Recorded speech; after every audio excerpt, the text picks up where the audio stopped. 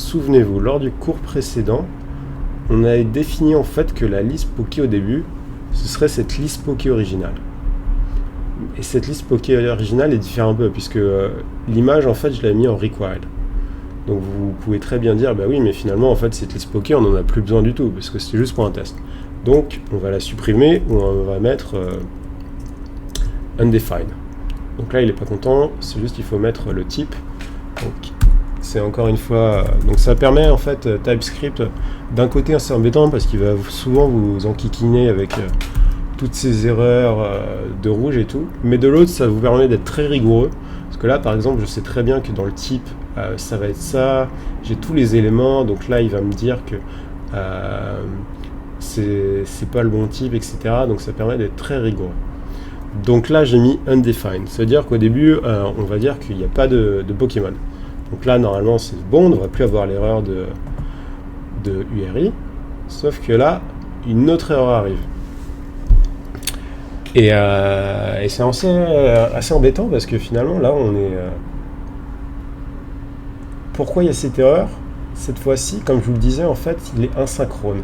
C'est-à-dire que, de base, lorsqu'on a spécifié ici la liste Pokémon,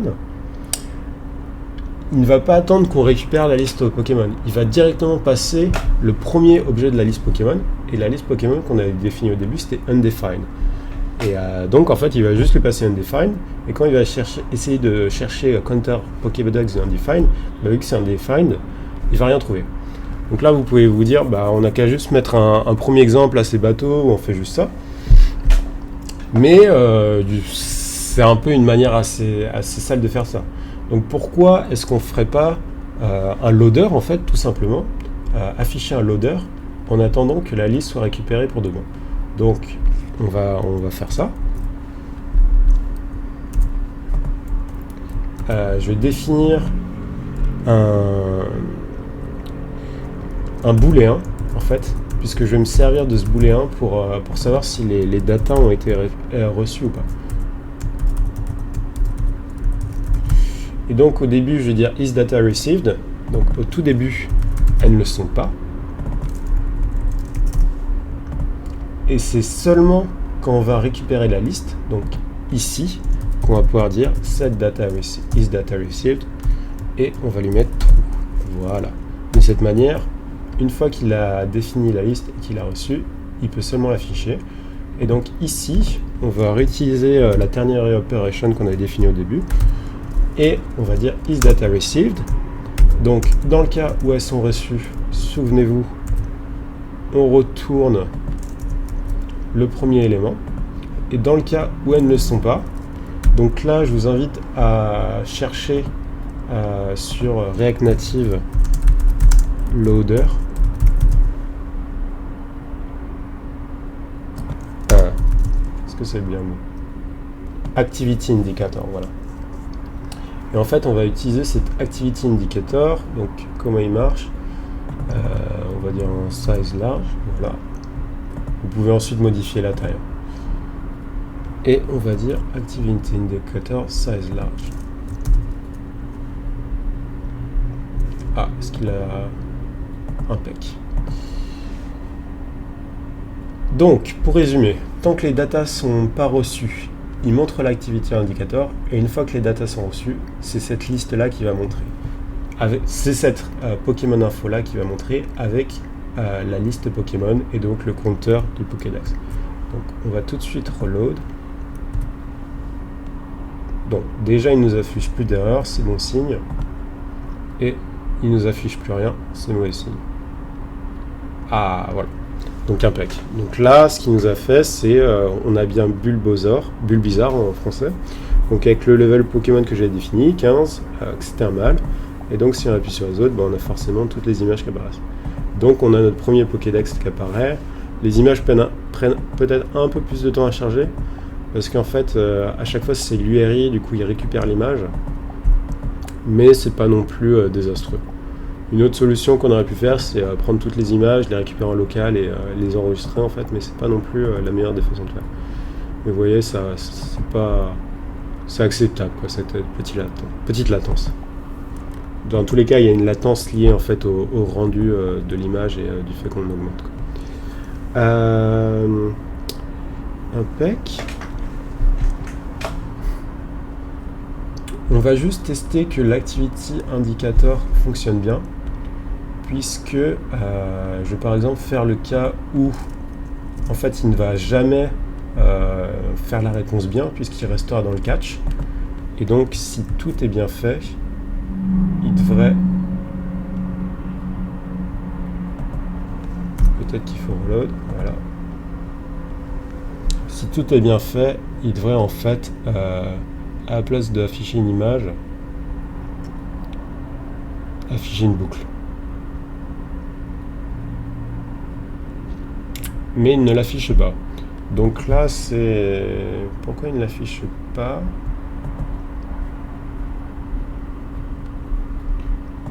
Je me demande si c'est pas à cause du style du conteneur ou un truc comme ça.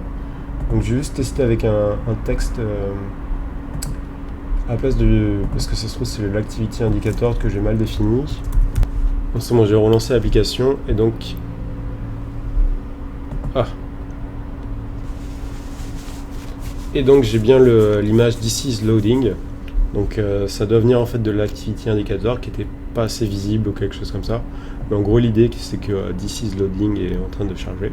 Donc là vous pouvez vous dire finalement comment on gère s'il y a une erreur infinie. Vous pouvez simplement faire une sorte en fait vu que le catch error, il y a plusieurs manières de faire. Donc si l'URL est mauvaise, elle va s'exécuter directement.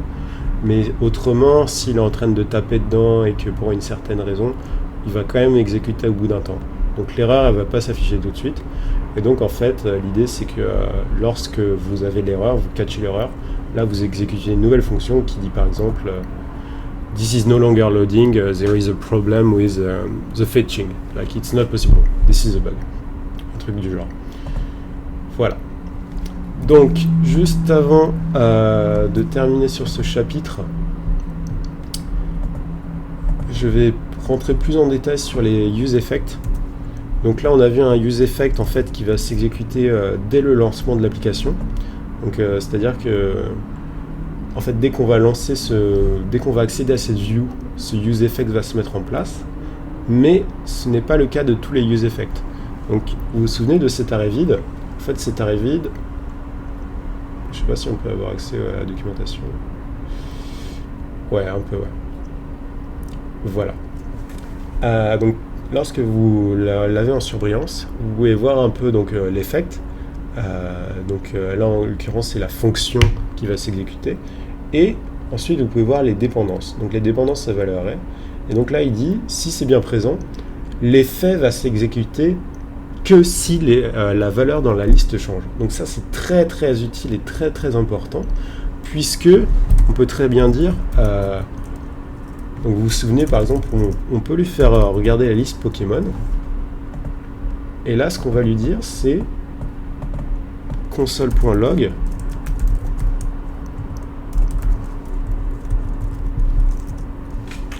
list Pokémon has changed en fait.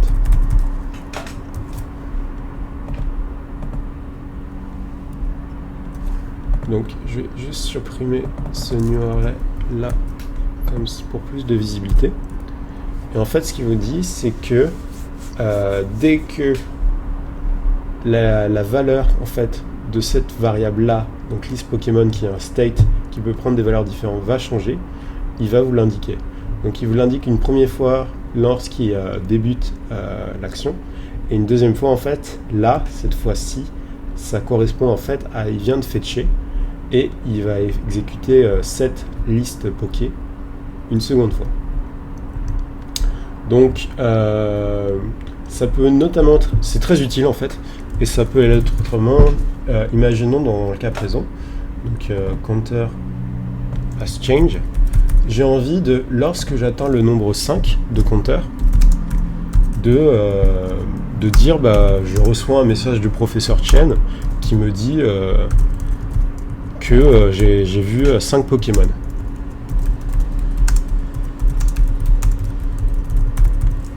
Hop, voilà, impec.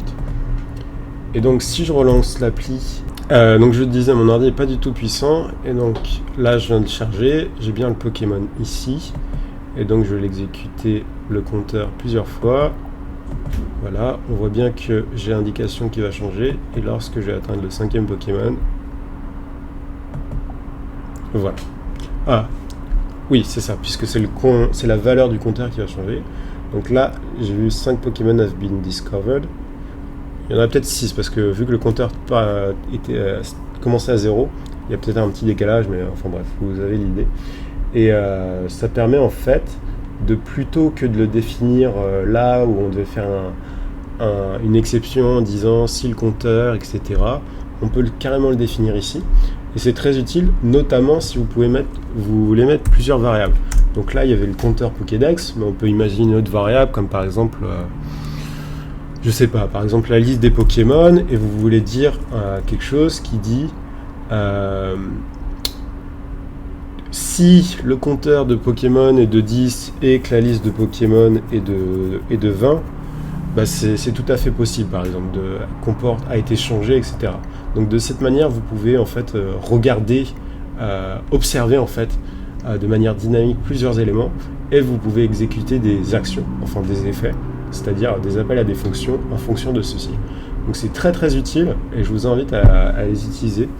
Donc pour ceux qui utilisaient les classes components, UseEffects a remplacé en fait tout ce qui était les components didMount qu'il y avait avant dans le React et dans le React Native. Et finalement, moi je trouve cette manière de procéder beaucoup plus simple. Peut-être pas plus simple au premier abord, mais beaucoup plus puissante en tout cas. Il y a beaucoup plus de flexibilité et vous pouvez faire un peu ce que vous voulez avec ces UseEffects, à condition qu'ils soient bien utilisés, bien sûr.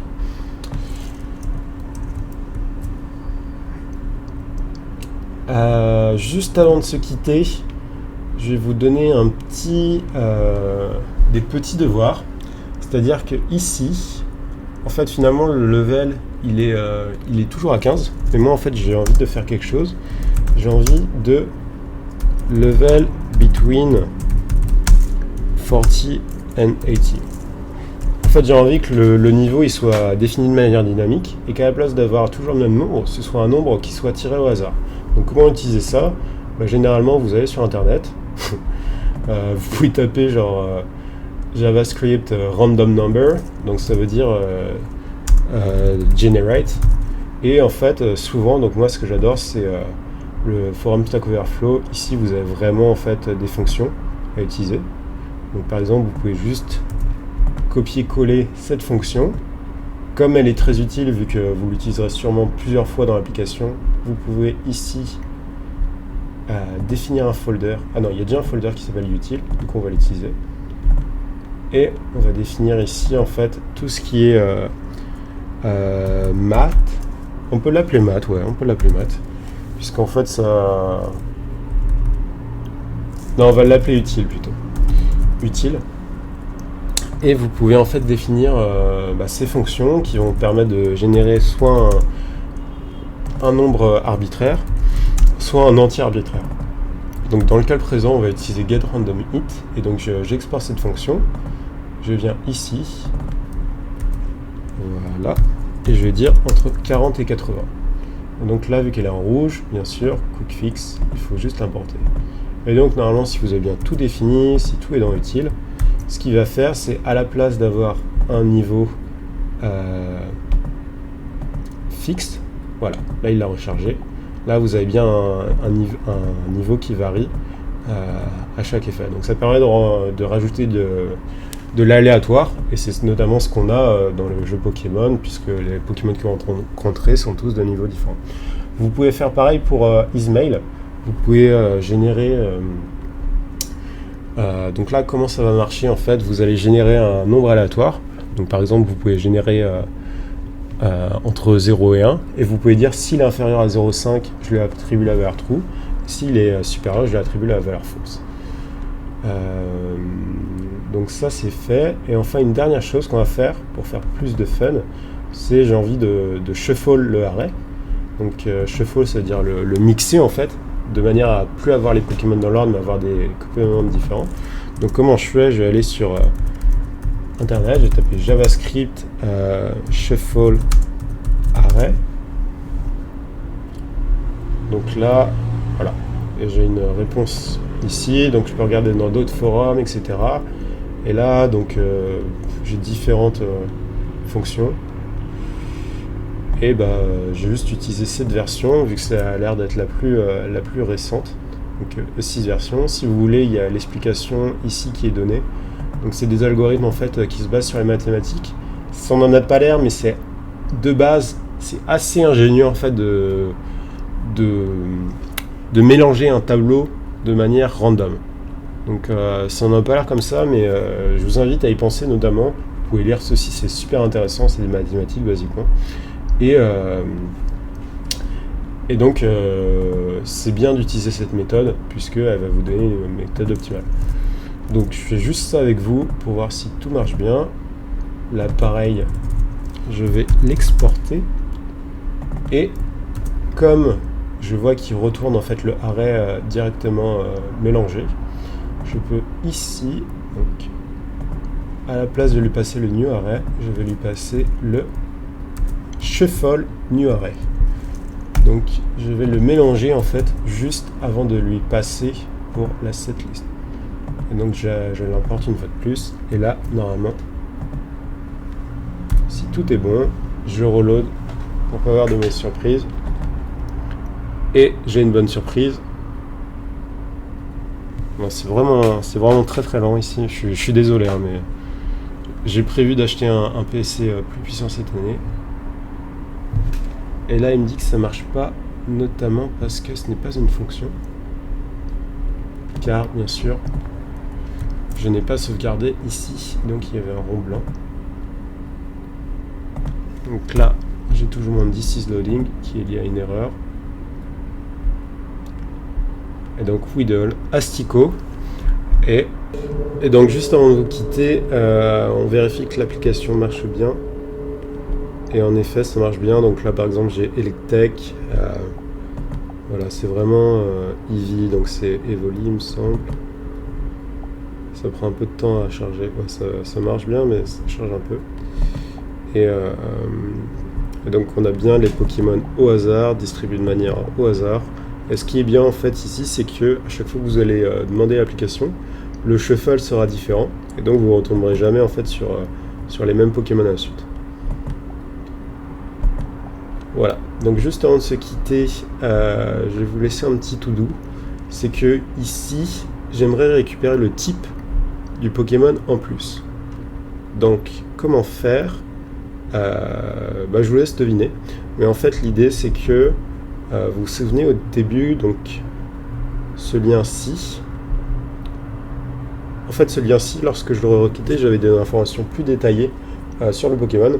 Donc l'idée, c'est que pour chacun des Pokémon, en fait, vous allez requêter ce lien, donc faire un deuxième fetch à l'intérieur du fetch, récupérer les données et ajouter ces données, comme par exemple le type, au Pokémon. Donc ce sera votre exercice, votre devoir pour la prochaine vidéo, puisque la prochaine vidéo, en fait, on le fera notamment. Et donc vous aurez la correction et on verra plus sur les nouvelles vues, donc comment créer une vue plus en détail, comment faire des tables, comment naviguer dans l'application, puisqu'on ne veut pas seulement se limiter à ceci, mais une application plus grande avec des chats, des échanges avec d'autres dresseurs, etc.